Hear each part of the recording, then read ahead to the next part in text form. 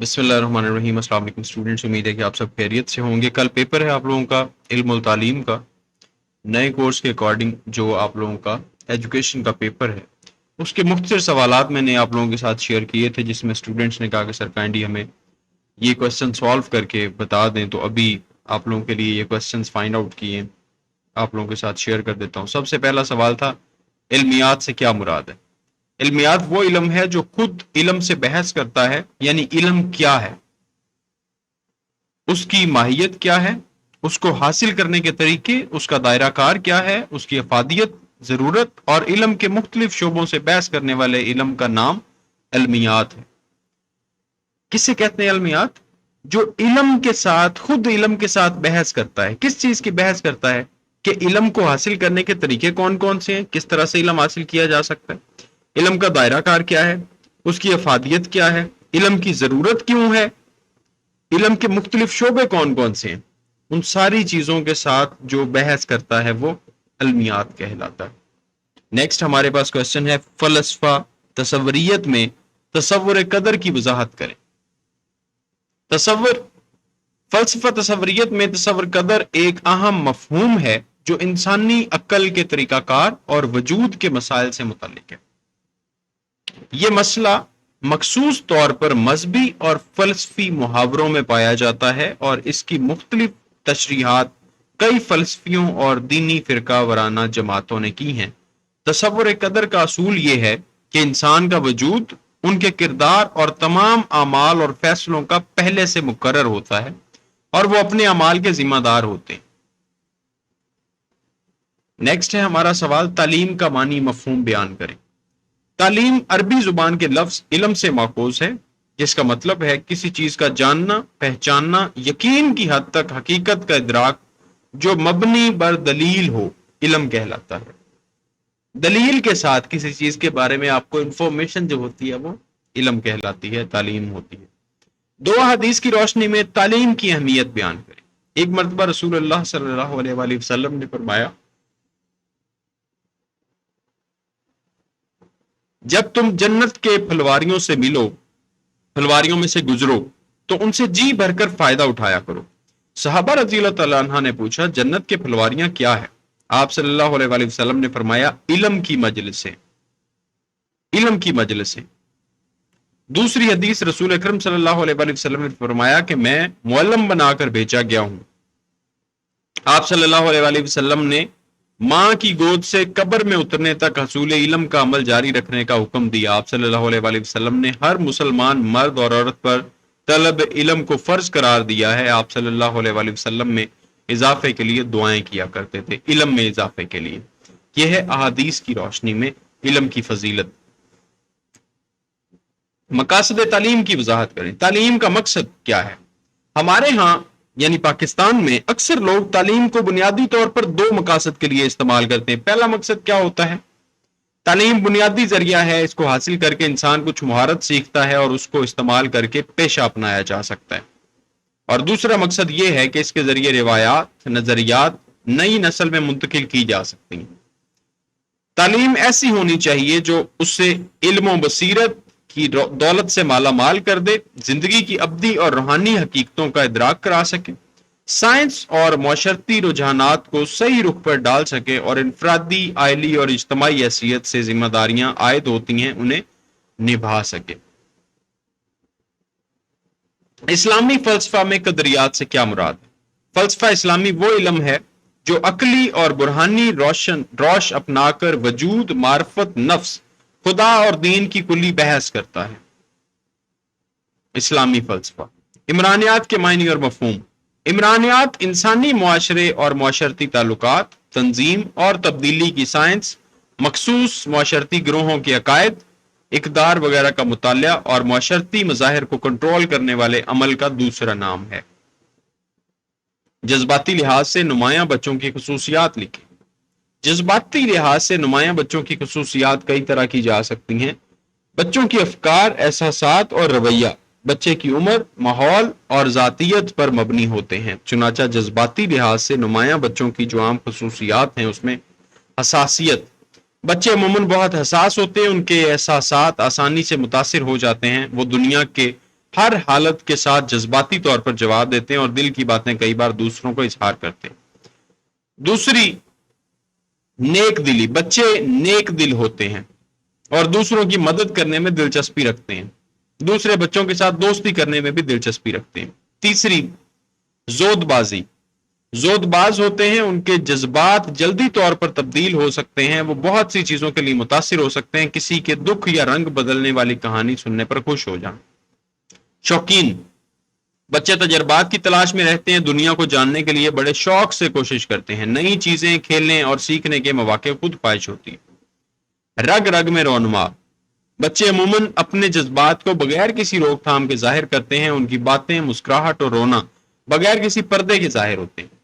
زندگی بھر کی خوشی، بچے عموماً زندگی کے ہر موقع سے خوش ہوتے ہیں اور مثبت رویہ رکھتے ہیں، ان کے لیے ہر روز نئی خوشیاں اور مواقع پیدا ہوتے ہیں جو انہیں مست مزاج رکھتے ہیں۔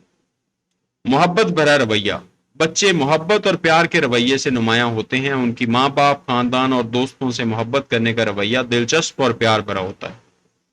نیکسٹ ہے ہمارا سوال، معذوری کیا ہے؟ انسانی جسم میں کسی بھی عضو یا جسم کے کسی بھی حصے یا جسمانی صحت کے بنیادی اصول سے محرومی کے حامل افراد معذور کہلاتے ہیں۔ معذوری ذہنی بھی ہو سکتی ہے، جسمانی بھی ہو سکتی ہے، پیدائشی بھی ہو سکتی ہے اور حادثاتی بھی ہو سکتی ہے۔ قرآن کریم کی 2 آیات کی مدد سے تعلیم کی اہمیت واضح کیجیے۔ سب سے پہلی آیت ہمیں ملتی ہے سورۃ العلق میں، پڑھیے اے نبی صلی اللہ علیہ وآلہ وسلم، اپنے رب کے نام سے جس نے سب کو پیدا فرمایا، پیدا کیا انسان کو جمے ہوئے خون سے، پڑھیے اور آپ کا رب بڑا کریم ہے جس نے علم سکھایا قلم کے ذریعے، انسان کو وہ علم دیا جسے وہ جانتا نہ تھا۔ دوسری ہے سورۃ طٰہٰ، اور دعا کیجیے اے میرے پروردگار میرے علم میں اضافہ فرما دیجیے۔ تیسری ہے سورۃ الزمر، کہو بھلا جو لوگ علم رکھتے ہیں اور جو علم نہیں رکھتے کیا دونوں برابر ہو سکتے ہیں؟ پس نصیحت تو وہی حاصل کرتے ہیں جو عقل مند ہیں۔ یہ تعلیم کی اہمیت کو واضح کرنے کے لیے قرآن پاک میں ارشادات فرمائے گئے۔ نیکسٹ کوسچن ہے ہمارا، ورچوئل ایجوکیشن کیا ہے؟ مختصر بیان کریں۔ مختلف ٹولز کے استعمال کے ذریعے، جیسا کہ زوم ایپلیکیشن ہے، teams, Google teams, zoom, different applications بنائی گئی ہیں، مختلف ٹولز کے استعمال کے ذریعے ورچوئل تعلیم آن لائن کی جاتی ہے۔ استاد اور طالب علم کے درمیان غیر طبعی تعلق پیدا ہوتا ہے، جیسے ہمارے پاس جو اسٹوڈنٹس آتے ہیں، ہم virtual classes, on line classes دیتے ہیں زوم کے ذریعے، انگلش کی کلاسز جو ہوتی ہیں، کلاسز ورچوئل ہیں، طلبہ کو ویڈیو کال کے ذریعے اپنے متعلقہ استاد سے جوڑ سکتے ہیں۔ ویڈیو کال میں شرکت کرنے والے ہر ایک کے متعلقہ گھروں سے کلاسیں وصول کی جا سکتی ہیں۔ اس ماڈل کی وجہ سے آن لائن یونیورسٹیوں کی وسیع اقسام کی تخلیق ہوئی ہے، جہاں آپ آمنے سامنے کلاس میں شرکت کیے بغیر ڈگری حاصل کر سکتے ہیں۔ نیکسٹ کوسچن ہے، خصوصی بچوں کی 4 اقسام۔ فکر مند بچے، جو ہر چیز کے بارے میں تلاش میں رہتے ہیں، ہر چیز کے بارے میں فکر مند رہتے ہیں۔ کریٹو چلڈرن، جو نئے نئے جگاڑ لگاتے ہیں، نئی نئی چیزیں فائنڈ کرنے کی کوشش کرتے ہیں، نئے نئے تجربات کرنے کی کوشش کرتے ہیں۔ جذباتی بچے، جو بہت سی چھوٹی چھوٹی باتوں پہ بہت زیادہ جذباتی ہو جاتے ہیں، ایموشنل ہو جاتے ہیں۔ سماجی بچے، سوشل چلڈرن، ایسے بچے جو لوگوں کے ساتھ اٹھنا بیٹھنا، لوگوں کے ساتھ تعلقات بنانا، لوگوں کو دوست بنانا بہت زیادہ پسند کرتے ہیں، سوشلی ایکٹیو رہتے ہیں۔ اس کے بعد خصوصی بچوں کی بہتری کے لیے حکومت پاکستان کے 4 عملی اقدامات تحریر کریں۔ خصوصی جو اسپیشل چلڈرن ہیں، اسپیشل چائلڈز، ان کے لیے حکومت پاکستان نے کیا کیا؟ خصوصی بچوں کے تعلیمی اداروں میں ٹرانسپورٹ کی سہولتوں، بڑی تعداد میں بسیں فراہم کی گئی ہیں۔ پنجاب حکومت نے خصوصی بچوں کی تعلیم اور تربیت کے لیے نہ صرف نئے ادارے تعمیر کیے بلکہ خصوصی بچوں کے لیے کمپیوٹر لیبز اور اسپیشل ایجوکیشن سینٹرز کو پرائمری سے مڈل تک اپ گریڈ کیا ہے۔ پنجاب بھر میں خصوصی بچوں کے متعدد ادارے کام کر رہے ہیں۔ پنجاب حکومت خصوصی بچوں کے بحالی کے اداروں میں بچوں کو کتابیں، یونیفارم، ٹرانسپورٹ، آلات اور دیگر سہولیات کی مفت فراہمی کے علاوہ ماہانہ وظیفہ بھی دے رہی ہے۔ اگلا سوال ہے، تعلیم میں سرمایہ کاری کے 2 پہلو لکھیں۔ ذہانت کی سرمایہ کاری اور تعلیمی معاشرت کی سرمایہ کاری۔ تعلیمی نظام میں ذہانت کی سرمایہ کاری ایک اہم پہلو ہے۔ ہر بچے کے اندر کچھ خصوصی صلاحیتیں اور ذہانت موجود ہوتی ہے جو ان کے تعلیمی راستے کو متعین کرتی ہے۔ تعلیمی نظام کو ایسا تشکیل دینا چاہیے کہ اس سے ہر بچے کی ذہانت اور صلاحیتوں کا اختیار کیا جا سکے۔ ایسے بچوں کو منتخب کیا جائے جن کی ذہانت کے مطابق ان کو مختلف مواقع میں تعلیم اور تربیت دی جائے تاکہ وہ اپنے قوتوں کو بہتر طریقے سے استعمال کر سکیں۔ یہ ہے ذہانت پہ سرمایہ کاری۔ تعلیمی معاشرت کی سرمایہ کاری۔ تعلیمی نظام میں تعلیمی معاشرت کی سرمایہ کاری بھی اہم ہے۔ بچوں کو اختلافات کو قبول کرنے، دوسروں کے ساتھ مل کر کام کرنے، اختلافات کو حل کرنے، احترام سے باہم رشتے قائم کرنے، اخلاقی اقدار کو ترقی دینے اور دوسروں کے حقوق کا احترام کرنے کی تربیت دینی چاہیے۔ اگلا سوال ہے، فلسفہ حقیقت پسندیت کے مطابق وجودیات کا تصور۔ وجودیت کے فلسفے کے مطابق ہماری کائنات ایک وجود رکھتی ہے، فزیکل اپیرنس۔ یہ وجود مادی وجود ہے۔ اس مادی وجود میں جب انسان پیدا ہوا تو ایک نئے انداز کے وجود کی تشکیل ہوئی۔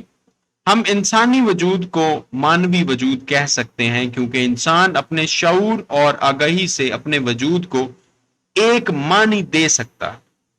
اپنے شعور اور آگاہی سے اپنے وجود کو، جو اس کی فزیکل اپیرنس ہے، اسے ایک ٹارگٹ سیٹ کر کے دے سکتا ہے، اسے زندگی کا ایک مقصد دے سکتا ہے، اسے ایک زندگی کا معنی دے سکتا ہے۔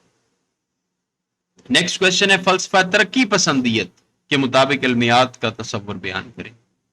علمیات کا تصور فلسفہ ترقی پسندیت کے تحت منظم اور منطقی ترقی کے لیے ضروری ہے۔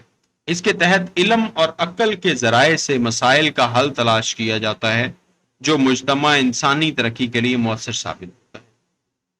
اس کے تحت علم اور عقل کے ذریعے مسائل کا حل تلاش کیا جاتا ہے جس سے انسانی ترقی ہو سکے۔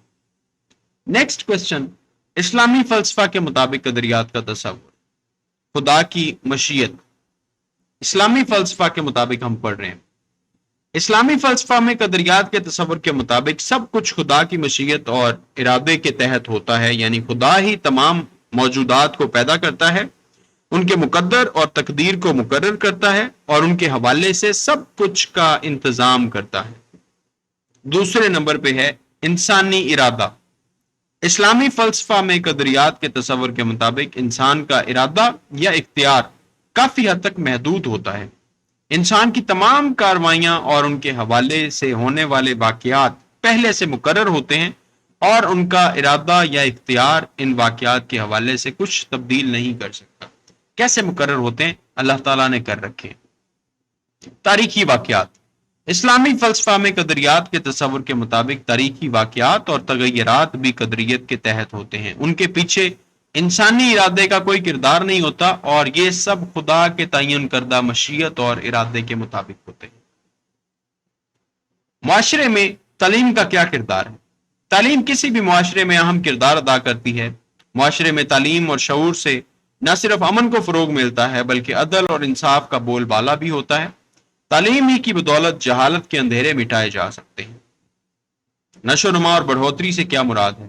ایک بچے کی قد اور جسامت کا اضافہ بالیدگی کہلاتا ہے۔ جسم کی بڑھوتری کے ساتھ ساتھ اس کا دماغ اور جسم کی اندرونی کیفیات میں بھی تبدیلیاں رونما ہوتی ہیں اور ذہنی طور پر بھی تبدیلیاں ہوتی ہیں، اسے نشو و نما کہتے ہیں۔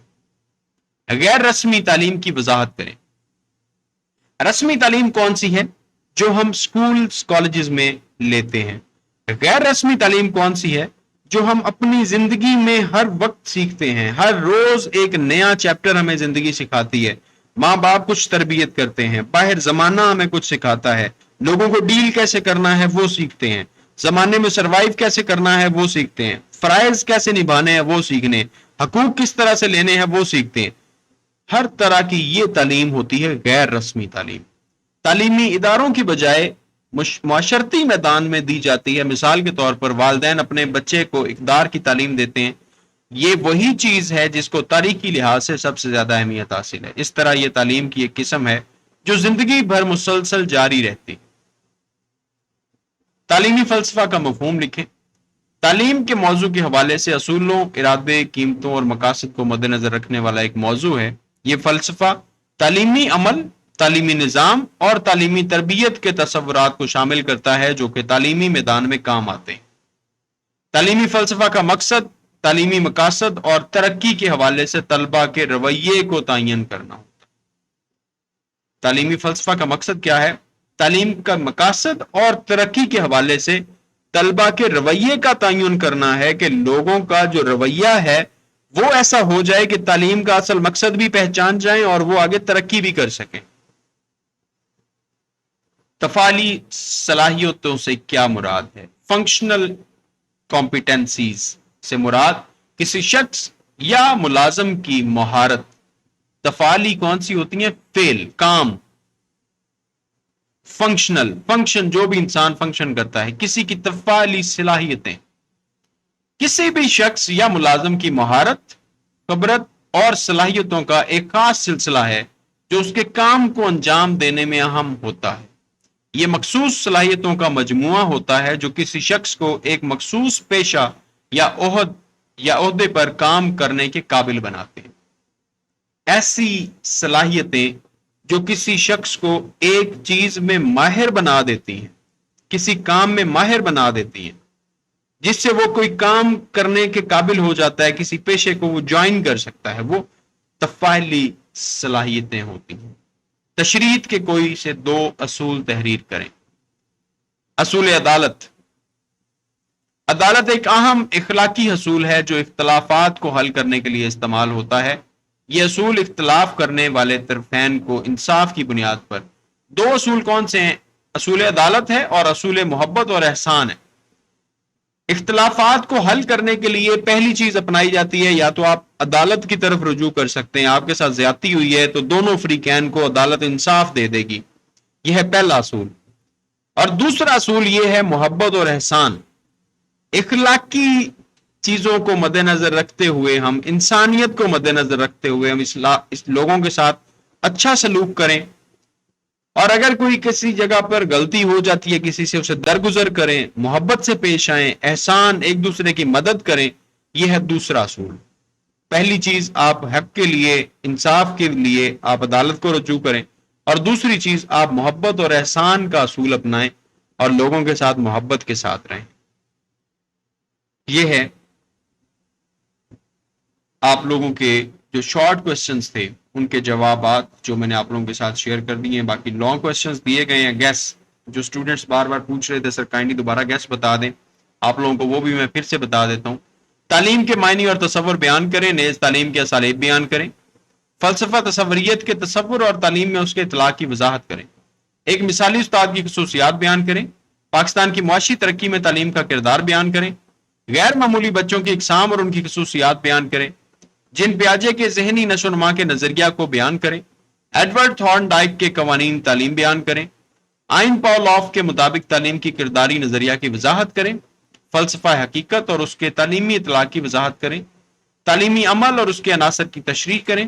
معیشت کا معنی اور مفہوم لکھیں، نیز ملکی معاشی ترقی میں تعلیم کے کردار کو بیان کریں۔